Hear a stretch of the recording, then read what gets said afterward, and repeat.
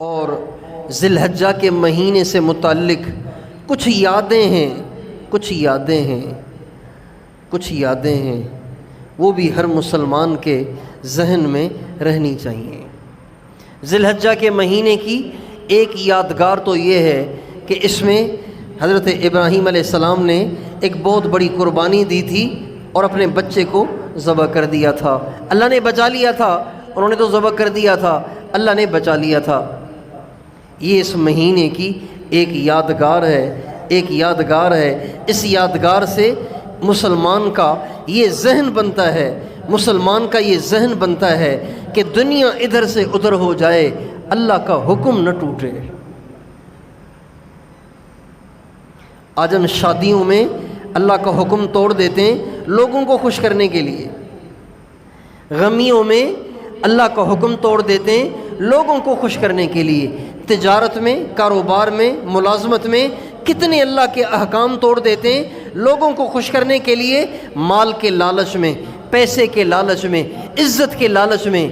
حضرت ابراہیم علیہ السلام کے واقعے سے ہمیں یہ سبق ملتا ہے کہ ساری دنیا قربان کی جا سکتی ہے، اللہ کا حکم مسلمان کو نہیں توڑنا چاہیے۔ یہ اس مہینے کی ایک یادگار ہے، اور اسی مہینے کی ایک یادگار حضرت عثمان رضی اللہ تعالی عنہ کی شہادت ہے کہ حضرت عثمان رضی اللہ عنہ کی شہادت اسی مہینے میں ہوئی ہے، 18 ذی الحجہ کو۔ ہمارے نبی کے اتنے چہیتے صحابی، خلفائے اربعہ میں سے تیسرے خلیفہ، اللہ کے اتنے پیارے، اس مہینے میں کتنی بے دردی کے ساتھ، کتنی مظلومیت کے ساتھ اور کتنی بے بسی کے ساتھ شہید کر دیے گئے۔ اس سے پتہ چلتا ہے کہ انسان کو کبھی بھی کسی انسان سے اچھائی کی توقع نہیں رکھنی چاہیے۔ حضرت عثمان وہ ہیں جنہوں نے مسلمانوں کے لیے میٹھے پانی کا انتظام کیا، اور غزوہ تبوک کے موقع پر 10,000 کے لشکر کے لیے بہت بڑا انتظام کیا، لیکن جب ان کے دنیا سے جانے کا وقت آیا تو 40 دن ان کا پانی بند رہا۔ کتنے دن پانی بند رہا؟ آپ سے پوچھتا ہوں، کتنے دن پانی بند رہا؟ 40 دن پانی بند رہا۔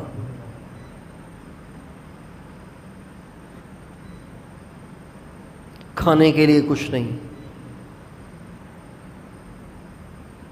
فاقے پر سحری، فاقے پر افطاری، اس طرح انہوں نے اپنی زندگی کے دن گزارے، اور بے بسی اور بے دردی کے ساتھ 18 ذی الحجہ کو شہید ہوئے۔ اور اسی مہینے کی ایک یادگار ہے، وہ خلیفہ دوم امیر المومنین سیدنا عمر فاروق رضی اللہ عنہ کی شہادت ہے، وہ بھی ذی الحجہ کی ایک یادگار ہے۔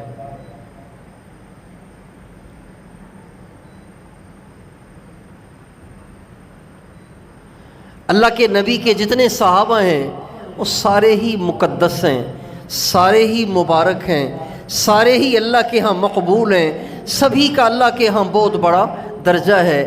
اللہ تعالیٰ نے قرآن پاک کے اندر نبی اکرم صلی اللہ علیہ وسلم کے سارے صحابہ کو جنت کی بشارت دی ہے۔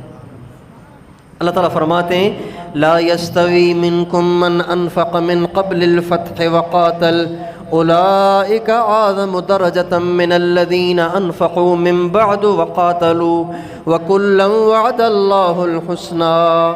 اللہ فرماتے ہیں فتح مکہ سے پہلے جو مسلمان ہوئے ان کا درجہ اونچا ہے، اور فتح مکہ کے بعد جو مسلمان ہوئے ان کا درجہ ان سے نیچا ہے، لیکن جنتی سارے کے سارے ہیں۔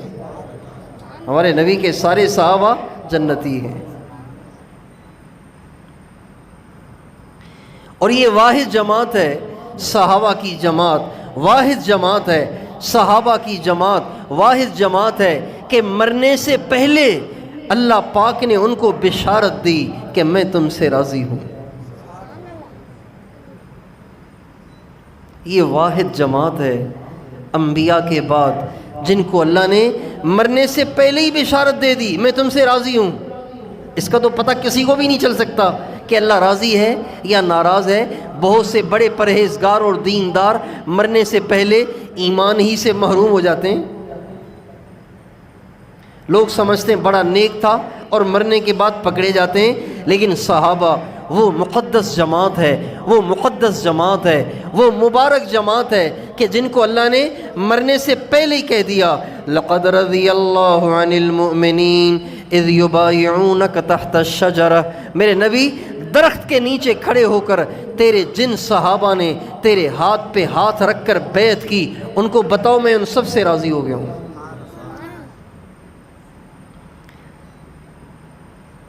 والسابقون الأولون من المهاجرين والأنصار والذين اتبعوهم بإحسان رضی اللہ عنہم ورضوا عنہ۔ اللہ سارے صحابہ سے راضی ہو گیا اور صحابہ اللہ سے راضی ہو گئے۔